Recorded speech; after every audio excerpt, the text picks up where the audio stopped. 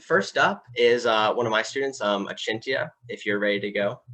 Achintya has been working on the tilt-controlled maze via smartphone, and he's going to take it away. So, hi, my name is Achintya. Today I'm going to be talking about my project, the tilt-controlled maze using an accelerometer on a phone. And and I go to the Summit School.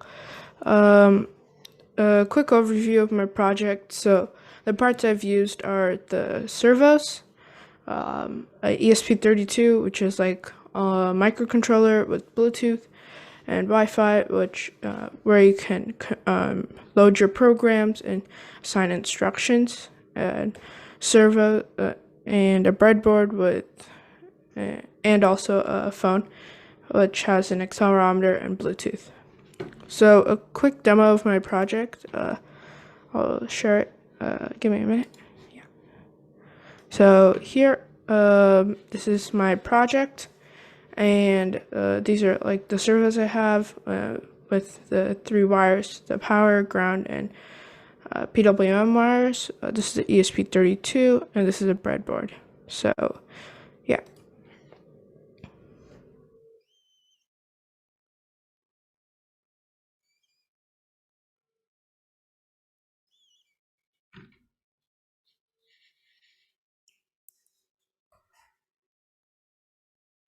So that's the app, and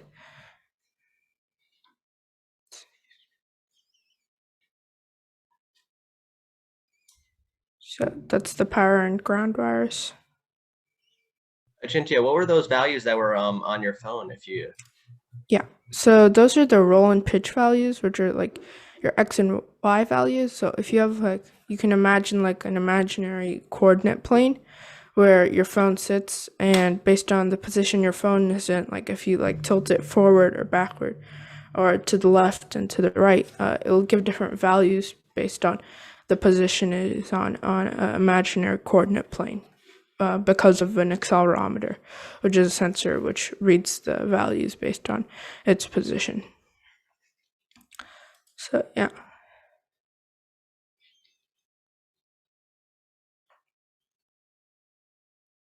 And servos are controlled via PWM wires or PWM waves, which are like small pulses of voltage which kind of send instructions as a way of communicating. And servos move 179 degrees in rotation. So yeah, that's the app I made with MIT App Inventor, and that's the roll and pitch value, and that's a list picker with Bluetooth to connect. You can see the servos are moving based on the values given.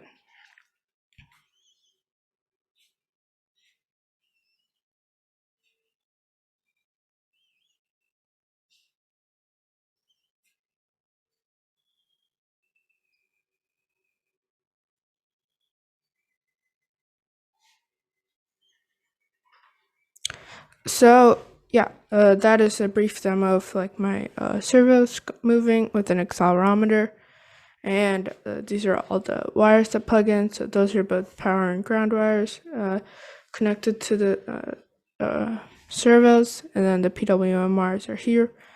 So yeah.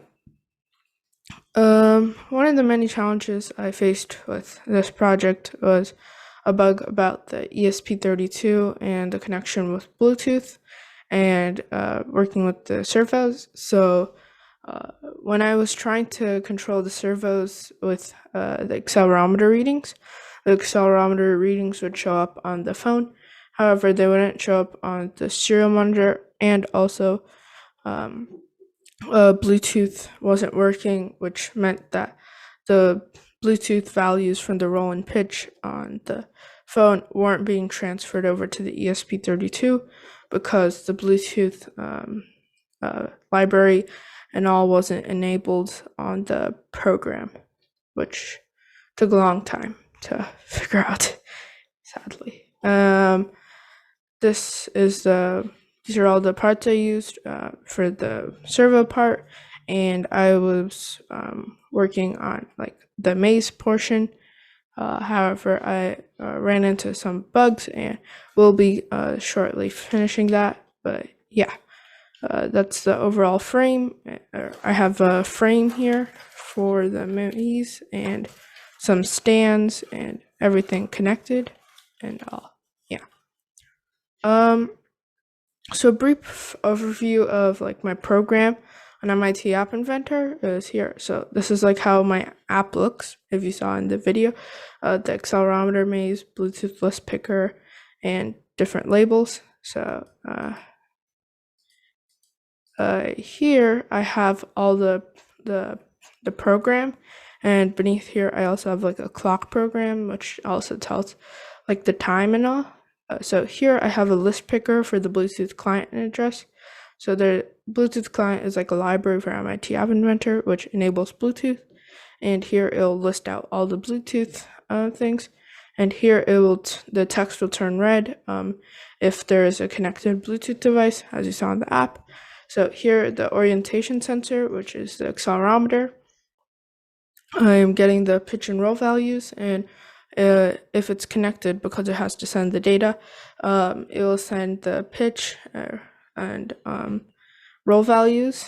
And I have an empty while loop and all running while that's happening in order for the to satisfy the conditions. And here the text turns red if it's not connected, and I'll say that. So I also have like the Arduino program, which since I have two parts, I don't just have the MIT App Inventor. Since MIT App Inventor is the just the application, so here I have the program that is programming the servos and getting the values and all. So here I am assigning the variables and the values, and I have a few libraries there, and I'm assigning a serial BT, which is a variable, as some servos, which are also other variables. And then here I have the wires that they're connected to and writing them to different positions. And here it's satisfying condition, and then there it's all the values and servos being written to different values based on the roll and pitch. So because of that. So that's the overview of my project. Thank you for listening to my presentation, and if you have any questions, please be free to ask them. No. Yeah.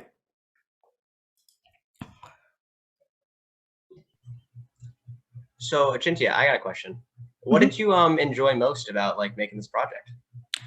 Yeah, so in this project, what I enjoyed the most was probably the hardware side, as I don't work with the hardware side of engineering much. I usually work on the software side, but it was like quite fun to work with the ESP32, and more importantly, like Arduino, the Arduino IDE. As it's been a long time since I've worked with that, and it's really fun to work with the hardware side, actually, almost as much as the software side.